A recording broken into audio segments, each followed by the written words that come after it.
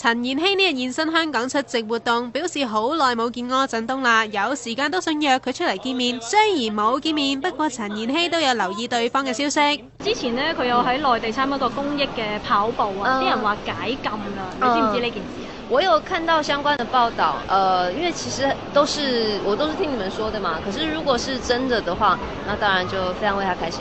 佢都話最近睇緊劇本，希唔希望再同佢合作呢？